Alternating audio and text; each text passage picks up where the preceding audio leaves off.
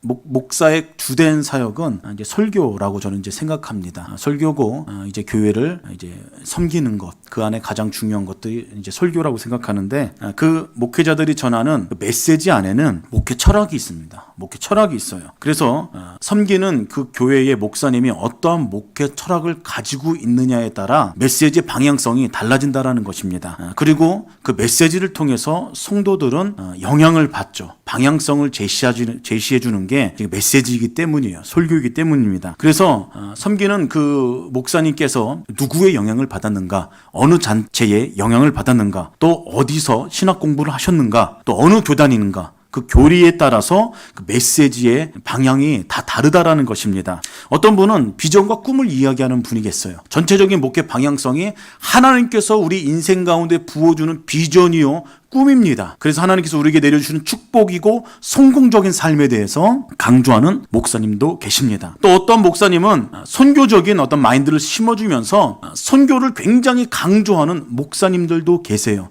그래서 이제 매 여름 때마다 겨울 때마다 국내로 이제 해외로 이제 성도들과 함께 단기 선교를 이제 계속해서 나아가는 분들도 계시죠. 선교사 파송도 하고, 또 어떤 교회는 회심과 이제 회개를 강조하는 목사님들도 계십니다. 또 어떤 교회는 중생을 강조하는 분이 계세요. 여러분 지금 소천하신 이중표 목사님이죠. 그분께서 중생을 굉장히 강조하시지 않으셨습니까?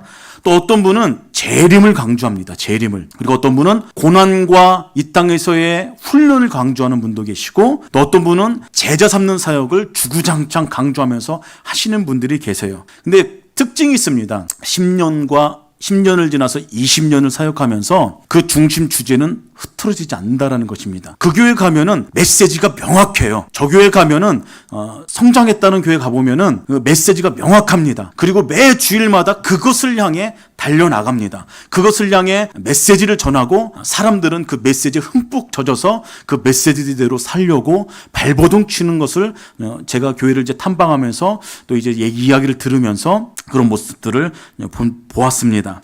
여러분, 그 방법이 목적이 어떻든 간에 다 건강하면 저는 괜찮다라고 생각합니다. 성경 안에서 건강하게 해석되어진 내용이라면은 그분의 목회 철학에 따라서 가야 된다라고 저는 맞다라고 생각해요. 구원도 마찬가지입니다. 어떤 분은 구원에 대해서 영혼의 구원을 강조하는 분이 계세요. 또 어떤 분은 영혼의 구원을 강조하기도 하지만은 우리의 삶에 실제적으로 이제 해결되어질 문제의 해결, 이걸 생활 속에서 경험되어진 구원이라고 그렇게 표현하는데, 그것을 강조하는 분들도 계십니다. 그러면서 서로 좀 이게 옳다 저게 옳다 이제 여러 가지 이야기하시는 분들 계신데, 저는 그렇게 생각해요. 두 개 다 맞다라고 생각합니다. 우리의 영혼도 구원하시는 하나님은 우리의 삶의 여정 가운데에 해결될 문제 가운데 친히 신방하셔서 우리가 기도하기 시작할 때에 하나님께서 푸시고 역사하시는 하나님이라고 저는 그렇게 신뢰합니다. 근데 목회 철학에 따라서 그 메시지는 다 달라진다라는 것이에요.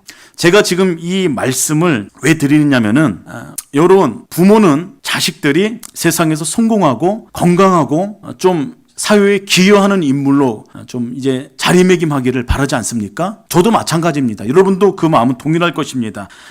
부모들은 자식들이 좀 지쳐있고 병들어있고 실패한 모습을 본다면 그만큼 마음 아픈 일이 없다라는 거예요. 속상해하고 마음 아픕니다. 그래서 기도를 하죠. 그런데 생활 속에서 경험되어지는 구원을 강조하는 부분이 바로 이런 것들입니다. 근데 이것을 번영신학이라고 해요. 번영신학이라고.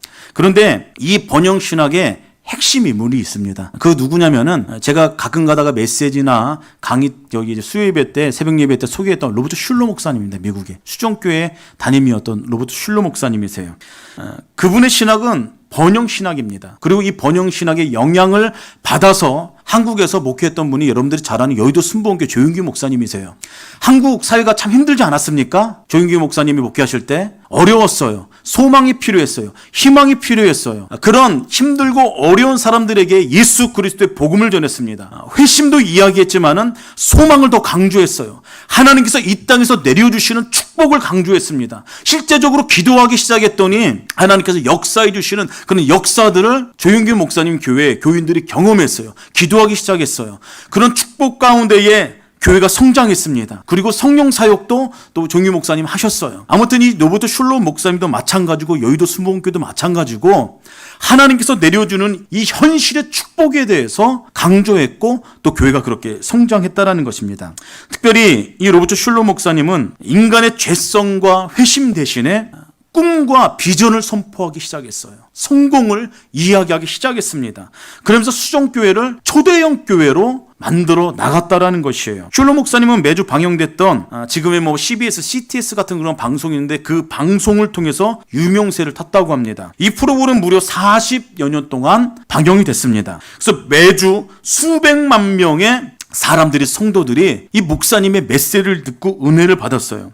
그 당시에 대부분의 메시지는 다소 무거운 주제였습니다. 인간의 죄성과 회심만 전했던 그런 메시지들이 굉장히 많았어요. 그 무렵에 슐러 목사님은 하나님께서 주시는 비전과 성공과 꿈을 선포했고 그것을 나눴다라는 것이에요. 그 당시에 그 메시지들은 젊은이들의 마음을 사로잡았습니다. 그래서 이 남가주, 미국의 남가주 지역의 랜드마크인 수종교회 건물을 세웠죠. 이 건물이 1980년도에 완공이 됐어요. 공사비가 어마무시합니다. 어마무시해요. 건물 외벽은 대형 유리 1664장으로 장식되었고 세계 최대의 파이프 오르간이 교회 안에 세팅되어졌습니다. 규모 8의 지진이 와도 견딜 수 있도록 교회 건물을 지었어요. 그래서 1990년도에 로버트 슐러 목사님을 따라하는 그런 일들이 유행처럼 번져나갔습니다. 부동산 붐과 함께 대형 교회들이 속속 이제 계속해서 생겨나기도 했죠. 그래서 이때부터 대형 교회를 향한 비판의 목소리가 본격적으로 제기된 것도 여러분 이때쯤이라고 여러분 알아두셨으면 좋겠습니다. 그래서 이 슐러 목사님은 번영신학의 대표적인 인물이에요. 대표적인 인물. 근데 그와 반대적인 어떤 이제 그런 메시지를 가지고 또 교회를 건강하게 또 이제 목회하시는 분들도 계셨습니다. 신학자들도 있어요. 존 메가더, 존 파이퍼라는 목사님들이 계신데 개혁주의권의 이 목회자들은 이 슐러 목사님 외쳐온 성공의 의미가 좀 성경과 다르지 않은가에 대해서 신랄하게 비판하기도 했습니다. 여러분, 근데 중요한 것은 제가 봤을 때는 두 개 다 하나님께서 주시는 은혜요 축복이라고 생각합니다. 성경에선 두 가지를 다 이야기하고 있다라는 것이에요. 근데 안타까운 것은 슐러 목사님이 목회 인생 만료는 참 초래했다라는 거 참 안타까운 얘기합니다. 이제 교회의 조모 목사님도 만료는 참 그렇지 않습니까? 하나님께서 부어주시는 그 부흥과 은혜에 걸맞춰서 노년이 좀 아름다웠으면 좋겠는데 노년이 그렇게 아름답지 않은 것은 어쩔 수 없다라는 것이에요. 이 수종교도 마찬가지입니다. 아들한테 그 자리를 물려줬어요. 그랬더니 이제 교인들이 술렁술렁한 거죠. 그렇죠. 그래서 이 일 때문에 또 이제 목회자 계승직을 두고 자녀들이 또 다투기도 하고 그 일 때문에 교세가 점점 감소하기 시작했어요. 그러다가 결국 교회는 파산 신청하게 됐습니다. 얼마 후에 카톨릭 오렌지 카운티 교구가 이 수종교회를 이제 2010년에 인수하게 됐어요.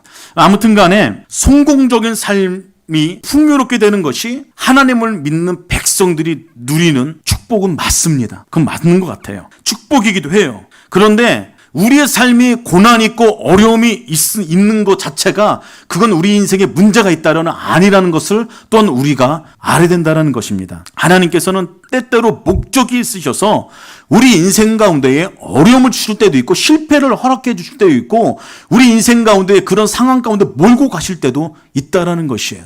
그래서 두 가지는 항상 존재합니다. 우리의 삶이 잘 될 때가 있어요. 근데 어려울 때도 있다라는 것입니다. 하나님은 요셉을 실패의 구렁텅이로 몰아넣으셨습니다. 노예가 됐어요. 그리고 누명 쓰고 감옥에 들어가게 하셨습니다. 여러분, 요셉이 그걸 원했을까요? 원하지 않았습니다. 그런데도 하나님께서 그렇게 몰아넣으셨다라는 것이에요. 하나님께서는 호세아에게 말도 안 되는 결혼을 요청했습니다. 창부와 결혼해라. 그리고 아이를 낳아라. 그렇게 말하지 않았습니까? 그런데도 호세아는 순종했죠. 이것이 호세가 원하는 삶이었을까요? 그렇지 않았을 것입니다. 그런데 하나님께 그것을 요청했어요. 예수님 주변에 있던 제자들은 한결같이 다 가난했습니다. 간혹 부자도 있었어요. 그런데 대부분 다 가난했어요. 그 가난한 중에서도 이 제자들은 예수님을 극진하게 섬겼다라는 것이에요. 그리고 하나님 때때로 병듦을 요구하실 때가 있어요. 누가 그랬습니까? 사도 바울이 그랬어요. 사도 바울이 몸 안에 중병이 있었어요. 사도 바울은 하나님의 사역을 정말로 멋지게 한 사람 아닙니까? 목숨을 걸고 복음을 전했던 사람입니다. 그런데도 그 안에 병이 있었어요. 간질병이 있었죠. 간질병. 눈병이라고 하는데 많은 신학자는 간질병이라고 이야기합니다. 여러분, 사도 바울은 그 병을 내 몸 안에 박힌 가시다라고 그렇게 이야기했습니다. 아팠고 불편했을 거예요. 그리고 사실 저 같으면 창피했을 것 같아요. 제가 좀 몸 안에 그런 불편함이 있다라고 저는 이제 가정해 보면은 참 창피했을 것 같아요. 내가 사도 바울인데 복음을 전하고 교회를 수도 없이 세우고 예수님을 전하는 그런 전도자의 역할을 충실했던 사람인데, 기도하면 병자도 낫고 기적도 일으키고 난 하나님의 사도인데 내 연약함이 있다고 생각하면 그거 참 창피했을 것 같아요. 그래서 하나님 앞에 원망하고 불평하고 그랬을 것 같습니다. 근데 사도 바울은 그것을 고쳐달라고 그렇게 기도했는데도 하나님께서 그거 만족해라, 좋게라, 그렇게 하나님께서 말씀하지 않으십니까? 성경의 이것저것 내용을 살펴보면 우리가 이 땅에서 풍요로운, 건강해지고 재정적으로 좀 풍성해지고 풍요를 누리는 것도 복이지만은 하나님께서 우리에게 요구하시는 것은 그것만은 아니라는 것입니다. 다른 것도 복인 줄 알아야 된다는 것이에요. 때로는 우리가 기도하는 형통과 이 땅에서 잘됨과 거리가 먼 십자가를 지는 그런 삶도 요구하실 때도 있다는 것입니다. 그래서 믿음이 성숙한 사람들은 두 가지를 다 누릴 줄 알아야 됩니다. 하나님께서 우리의 삶을 형통케 하실 때가 있어요. 그때는 잘됨을 누릴 줄 아는 영성을 소유하셔야 돼요. 하나님께서 우리 인생 가운데 복을 주실 때 이 땅에 인간적인 어떤 이제 그런 것들을 축복해 줄 때가 있어요. 그때는 감사하는 것이에요. 감사의 고백을 올려드리는 것이에요. 나눌 줄 아는 삶을 사는 것입니다. 하나님 앞에 우리에게 허락해 주신 것들을 인하여 감사하고 그것들을 누릴 수 있는 삶을 살아갈 줄 알아간다는 것이에요. 고난이 있을 때가 있습니다. 하나님께서 어떠한 이유가 있어서 고난 가운데에 우리를 집어넣을 때가 있어요. 그때는 눈물의 기도를 드리는 거죠. 하나님의 뜻과 섭리를 알기 원합니다라고 고백하는 것이죠. 고난 가운데는 기도와 인내를 배우는 시기라는 것입니다. 상황이 우리 가운데 어땠던 간에 이 두 가지 영역을 잘 소화하는 영성의 소유자가 되어야 된다는 것이에요. 저는 여러분들이 그런 믿음의 백성들이 다 되기를 예수 그리스도인을 축복합니다. 특별히 오늘 우리는 사순절 기간을 보내고 있습니다. 또 이제 내일부터는 이제 고난 주간이에요. 이 시즌 가운데에 오늘 본문을 통해서 예수님께서 우리에게 요구하는 것이 무엇인가? 사도 바울을 통해서 오늘 본문을 통해서 이 시대를 살아가는 우리들에게 하고자 하는 메시지가 무엇인가 살펴보고 은혜를 나누는 시간 갖도록 하겠습니다. 오늘 본문에 보니까 사도 바울을 통해서 우리에게 하나님께서 말씀하십니다. 이 마음을 품어라. 이 마음을 품어라. 주님께서 그렇게 강조하세요. 이 마음은 예수님의 마음이니 라고 말씀하십니다. 성도들에게 예수님의 마음을 품기를 내가 간절히 원한다. 그렇게 말씀하고 계신다라는 것이에요. 그래서 오늘 본문에서는 예수님의 마음을 두 가지로 소개하고 있는 것을 제가 말씀드리고 싶습니다. 이 마음이 우리가 품어야 될 마음이요, 하나님께서 우리에게 요청하는, 지금 이 시즌 가운데 우리에게 요청하는 하나님의 말씀이기도 한다는 것이죠. 그건 다른 것이 아닙니다. 첫 번째는 내려놓는 것이에요. 내려놓는 것. 그리고 두 번째는 우리의 삶의 명확한 목표가 있어야 된다. 예수님은 그런 인생을 살았다.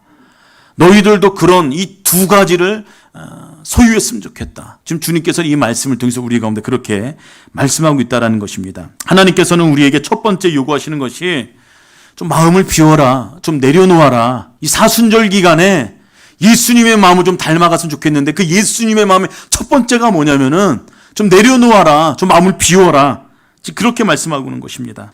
너희 안에 이 마음을 품으나 곧 예수의 마음이니 그는 근본 하나님의 본체이시나 하나님과 동등됨을 취할 것을 여기지 아니하시고 오히려 자기를 비워 종의 형체를 가지사 사람과 같이 되셨다. 라고 그렇게 성경은 말씀하고 있다는 것이에요. 예수님께서 세상에 오셨어요. 그렇지 않습니까? 2000년 전에 육신의 몸을 입고 하나님이시지만은 사람으로 이 땅에 오셨어요. 예수님은 하나님과 동격이십니다. 그런데 그 하늘에서 누릴 수 있는 그 모든 영광을 포기하셨어요. 스스로 종이 되셨습니다. 그 말은 모든 것을 다 포기하셨다는 것이에요. 본인이 누릴 수 있는 권리를 다 내려놓으셨다는 것입니다. 예수님께서 했던 것이 있습니다. 내려놨다는 것이에요. 마음을 비웠다는 것입니다. 내려놓고 마음을 비웠던 그 예수님께서 그렇게 하시니까 스스로 우리들을 위한 종이 될 수 있었다는 것이에요. 예수님께서 사단이 찾아와 시험했던 것이 있습니다. 돌로 떡을 만들고 높은 곳에서 뛰어내리라고 그렇게 유혹했어요. 그러면 사람들이 놀랄 것이다. 너를 진짜 하나님의 아들이라고 믿을 것이다. 사단이 했던 유혹 아닙니까? 예수님 그 제안을 받아들였어요? 어떻게 했어요? 단호히 거절을 하셨다라는 것이에요. 이유가 있습니다. 예수님이 이미 하나님처럼 되려는 그 마음을 이미 내려놨다라는 것이에요. 마음을 다 비우셨기 때문이에요. 만일 예수님께서 그때의 사탄의 말대로 뛰어내리고 떡을 만들어 먹고 나누어 주셨으면은 사람들한테 집중받아 주셨을 것입니다. 하나님의 아들이군요. 하나님의 아들이고 구원자고 메시아군요. 사람들한테 칭송을 받고 영광을 받고 박수를 받았을 것입니다. 근데 그렇게 했다라면은 예수님께서는 더 이상 메시아도 하나님도 구원자도 될 수가 없었다라는 것이에요. 예수님은 그래서 단호하게 거부하고 스스로 종이 되셨다는 것입니다. 하나님이 이 마음을 좋아하세요. 그래서 이 마음을 좋아하시다라는 것이에요. 철저하게 자기 마음을 비우는 그 마음, 내려놓는 마음. 이 마음이 영적인 파워를 우리에게 가져다 줍니다. 위력을 발휘하게 된다는 것이에요. 그래서 우리가 예수님이 그러셨던 것처럼 비우는 연습을 하셔야 돼요. 내려놓는 연습을 하셔야 됩니다. 여러분, 건강검진 받으려면은 위나 대장 받으려면은 약 먹지 않습니까? 대장 검사 받으려면은 약 먹고 하루 전날에 다 비워야 돼요. 그래야 우리가 위가 건강한지 장이 건강한지 내시경을 통해서 검사를 할 수 있지 않습니까? 성도들도 마찬가지랑 하나님의 자녀들도 마찬가지예요. 성령의 임재는 언제 경험되어지냐면은 우리가 마음을 비우기 시작할 때, 내려놓기 시작할 때 성령께서 우리 안에 역사할 수 있다는 것입니다. 비우지 않으면은 근심하게 되어 있어요. 비우지 않으면은 잡생각이 나게 되어 있어요. 내려놓지 않으면은 세상의 원리가 우리의 생각을 지배하게 되어 있어요. 내려놓지 않으면은 하나님께서 원치 않는 방법이 우리의 삶을 휘어잡게 되어 있어요. 내려놓으셔야 돼요. 내려놓으셔야. 그래야 하나님의 말씀이 보이기 시작합니다. 비워야 돼요. 그래야 예수님의 얼굴이 보이기 시작한다는 것이에요. 아브라함을 보십시오. 롯과 재산 싸움이 일어날 때가 있었어요. 그때 아브라함이 마음을 비웠습니다. 마음을 비웠어요. 내려놨어요. 조카에게 재산을 다 줬어요. 우선권을 줬어요. 그랬더니 어떻게 됩니까? 문제가 다 쉽게 해결되지 않습니까? 여러분, 가룟 유다는 어떻습니까? 가룟 유다는 마음을 비우지 못했습니다. 미련을 버리지 못했어요. 이 땅에 재물이나 어떤 위치에 집중했어요. 그 마음을 내려놓지 못했습니다. 그 결과가 무엇입니까? 예수님을 배반했다라는 것이에요. 여러분, 하나님께서 우리에게 왜 내려놓으라고 얘기하십니까? 왜 비우라고 얘기하세요? 우리가 내려놓기 시작해야, 비우기 시작해야 우리 마음이 평안해진다라는 것입니다. 그때서야 비로소 문제가 해결된다라는 것이에요. 먹은 것 때문에 체해서 속이 불편할 때는 여러분 다 토해내셔야 돼요. 속을 다 비워내야 됩니다. 그래야 시원해져요. 밤에 잠이 오지 않습니다. 여러 가지 문제로 복잡합니다. 잠이 오지 않아요. 이유가 무엇입니까? 머릿속에 잡생각들로 가득하기 때문에 그런 거 아닙니까? 내려놔야 돼요. 생각을 비우지 않으면은 잠이 오지 않습니다. 불면증 걸려요. 자리에 눕기 전에 머릿속을 비워야 된다는 것이에요. 여러분, 내려놓고 비운다라면은 그때 하나님께서 역사하세요. 그 다음에는 하나님께서 우리의 심령을, 우리의 마음을 하나님의 말씀을 하나님의 방법으로 가득 차게 하나님께서 이렇게 만들어주신다는 것입니다. 비운 다음에는 채워지게 되어 있다는 것이에요. 그래서 사도 바울은 이 마음을 품으라 라고 그렇게 이야기했어요. 이 마음을 품으라. 이 마음은 예수의 마음이다. 그렇게 이야기했어요. 예수님의 마음은 다른 마음이 아닙니다. 전부 다 내려놓는 마음이었어요. 빈 마음. 자기를 비워 종이 되었다. 이 성경에서 우리에게 가르치고 있는 것 아닙니까? 마음을 비웠으니까 하나님으로 이 세상에 오셨지만 하나님 되려고 함이 아닌 스스로 종이 되었다는 것이에요. 이 마음을 품어라. 내려놓아라. 마음을 비워라. 그렇게 하지만 우리도 예수님 닮아갈 수 있다는 것입니다. 예수님처럼 순종할 수 있다는 것이에요. 십자가도 질 수 있다는 것입니다. 내가 종이 될 수 있는 것이에요. 각종 유혹도 이겨낼 수 있다는 것입니다. 여러분 무엇 때문에 여러분 복잡하십니까? 무엇 때문에 힘들어하십니까? 여러분 내려놓으십시오. 비우십시오. 여러분들 유혹거리가 무엇입니까? 내려놓으십시오. 사순절 기간, 이 고난주간을 앞두고 여러분 마음을 완전히 비우십시오. 내려놓으십시오. 주님의 마음을 품기로 결단하십시오. 그때 하나님께서 우리 인생 가운데에 놀라운 은혜를 줄 믿습니다. 두 번째로는 예수님께서는 마음을 비울 뿐만 아니라 이 땅에서 공생의 기간 가운데에 본인이 무엇을 해야 될지 그 초점이 명확했다는 것입니다. 자기를 낮추시고 죽기까지 복종하셨으니 곧 십자가에서 죽으심이라 라고 빌립보서의 말씀 보면 이렇게 기록되어 있지 않습니까? 여러분, 이 말씀이 예수님께서 이 땅에 오신 목적이에요. 이 땅에 오신 이유라는 것입니다. 이 일이 어떻게 가능합니까? 다른 것 아닙니다. 예수님의 온 시선은, 온 초점은 하나님과 맞춰져 있다는 것입니다. 하나님의 마음이 곧 예수님의 마음이었고 예수님의 그 시선과 초점은 늘 하나님께 고정되어 있다는 것이에요. 그래서 이 세상에 오셔서 낮추시고 비우시고 복종하시고 십자가에서 죽기까지 하셨다는 것이에요. 이유는 단 한 가지, 단순합니다. 하나님과 그 초점이 맞춰져 있기 때문에, 주파수가 맞춰져 있기 때문이에요. 그러니까 철저하게 낮추시고 비우시고 복종하시고 죽으셨다라는 것입니다. 여러분, 기독교는 철저하게 내려놓는 종교예요. 철저하게 자기를 낮추고 순종하는 종교입니다. 때로는 자기 십자가를 지고 때로는 그 십자가에서 죽기까지 하는 것이 기독교의 본질이라는 것이에요. 근데 여러분, 저도 그렇고 우리들 모두는 이것을 다 서툴다라는 것이에요. 내려놓고 비우고 순종하고 죽는 것이 참 서툴지 않습니까? 그래서 고민이 많은 것이에요. 왜 서툴고 주저하고 고민하는가 하면은 하나님께 초점이 흐트러질 때 그때 고민하게 되어 있어요. 그때 넘어지게 되어 있어요. 하나님을 향한 내 마음과 관심의 초점이 흐트러지기 시작할 때 우리는 못 내려놓습니다. 마음을 비울 수가 없어요. 하나님을 온전히 섬길 수가 없어요. 그러니까 영적인 파워가, 기능이 저하되는 것입니다. 여러분, 어렸을 때 돋보기 갖다가 장난치지 않았습니까? 뭐 검은적 종이에다가 돋보기로 이렇게 좀 초점을 맞춰갖고 태우는 거, 저 초등학교 때 많이 했던 것 같아요. 저는 어렸을 때 좀 개구장해갖고 그걸로 뭐 개미도 태우고 그랬어요. 그때 왜 그랬나 모르겠어요. 그 초점을 맞추면 종이에 불이 나요. 초점이 맞췄기 때문에 그런 건 아니에요. 근데 초점을 맞추지 않으면은 1시간, 2시간을 쪼여도 종이가 타지 않는다라는 것입니다. 망원경 아시죠? 망원경 렌즈도 초점을 맞춰야 돼요. 초점을 맞춰야지만 먼 곳에 있는 것도 잘 보인다라는 것이에요. 작은 것도 크게 보입니다. 불투명한 것도 여러분 자세하게 보여요. 여러분, 우리들의 신앙도 마찬가지라는 것입니다. 우리들의 그 초점이 하나님께 맞춰져 있다라면은 이 마음을 품을 수가 있다라는 것이에요. 예수님의 마음.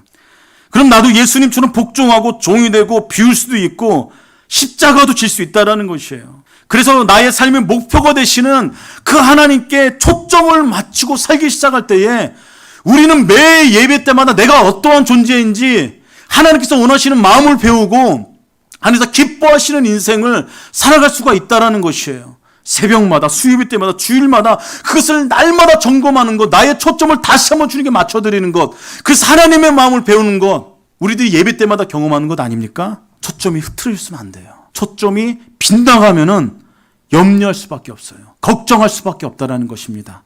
마음을 비울 수가 없어요. 내려놓을 수가 없어요. 하나님께서 우리에게 주신 비전과 사명이 있는데 그것에 집중할 수가 없어요. 사도 바울은 이 마음을 품어라. 이 마음 곧 예수의 마음이니 너희들이 이 마음을 품어라. 그 예수님의 마음은 하나님께 초점을 맞춘 마음이다. 주님께서는 우리에게 그렇게 이 말씀을 통해서 우리에게 그렇게 요청하고 있다는 것이에요. 그 마음을 품으십시오. 내려놓으시고 비우시고 성령으로 채우시고 말씀으로 채우시고 그리고 초점을 하나님께 맞추십시오. 흔들리지 않아요. 우리들의 연약함이 있어도 흔들리지 않습니다. 여러분, 그 마음을 품을 때 순종할 수 있어요. 제자가 될 수 있어요. 종이 될 수 있어요. 십자가도 질 수 있는 것입니다. 여러분, 제자들 보십시오. 제자들은 평범한 사람들이 아니었어요. 다 결함이 있던 사람들이었습니다. 문제투성이었던 사람이에요. 저도 그렇고 여러분들도 그렇고 여러분 완벽한 사람입니까? 아닙니다. 문제투성이의 사람입니다. 참 연약해요. 사복음서를 보면 그 제자들의 결함에 대해서 적나라하게 보여주고 있지 않습니까? 갈릴리 거센 폭풍 앞에 고꾸라졌어요. 넘어졌어요. 무서워했어요. 폭풍우를 무서워하고 바다를 두려워하는 제자들이었어요. 이 사람은 뱃사람들 아닙니까? 어부들 아니었어요? 바다를 두려워하는 어부들을 생각해 보십시오. 얼마나 재밌습니까? 이것은 마치 목사가 설교하기 두려워한 것과 똑같은 겁니다. 성악가가 노래하기를 두려워하는 것과 똑같은 것이에요. 근데 보십시오. 그런 제자들을, 결함이 있는 제자들을 예수님께서 부르셔서 사용하셨어요. 쓰셨어요. 기도하라고 했더니 기도하기보다 잠잤습니다. 피곤해서. 예수님은 기도하고 계셨는데 제자들은 잤어요. 그냥 그 시간에. 의지가 굳지 못했던 제자들 아닙니까? 마리아가 예수님의 발에 향유를 붓자 속으로 불편한 마음이 있었어요. 차라리 그거 팔아서 가난한 사람들에게 나눠주지 왜 이렇게 낭비하느냐. 그리고 헛소리를 했던 사람들이 제자들이에요. 제자들. 떡 가져가는 것도 맨날 잊어버리고 누가 가져오겠지 하고 부주의한 사람들이 제자들이었습니다. 오죽하면 그것도 잃어버렸냐고 예수님과 꾸중하지 않으셨어요? 실수는 한 번으로 족합니다. 한두 번으로 족해요. 근데 제자들은 한두 번의 실수로 그치지 않은 날마다 실수였어요. 순종하지 않은 사마리아 마을에 들어가서는 하늘에 불을 내서 다 멸망했으면 좋겠습니다. 그런 저주의 말을 서슴지 않고 했던 게 제자들입니다. 날 때부터 소경인 사람을 보고 이게 부모의 죄냐 자기의 죄냐 그 말도 안 되는 논쟁거리를 한 그런 생각을 품은 사람들이 제자들이었어요. 참 우둔한 사람들 아닙니까?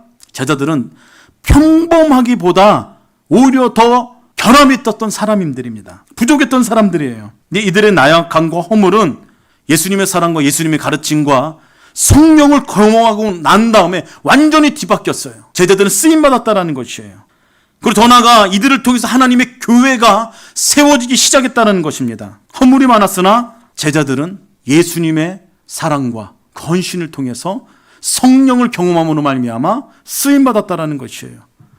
우리들도 마찬가지입니다. 결함이 참 많아요. 실수가 많습니다. 실수가 많다라는 것은 참 연약함이죠. 가슴 아픈 일입니다.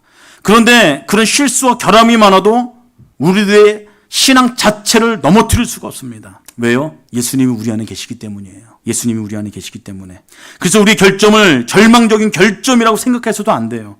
예수님의 손에 붙들린다라면은 놀랍도록 변화된다라는 것입니다. 그리고 놀랍도록 쓰임받는다라는 것이에요. 예수님의 제자들의 특징을 한마디로 얘기한다면은 진흙과 같은 사람이에요. 진흙과 같은 사람. 진흙이란 어떤 흙입니까?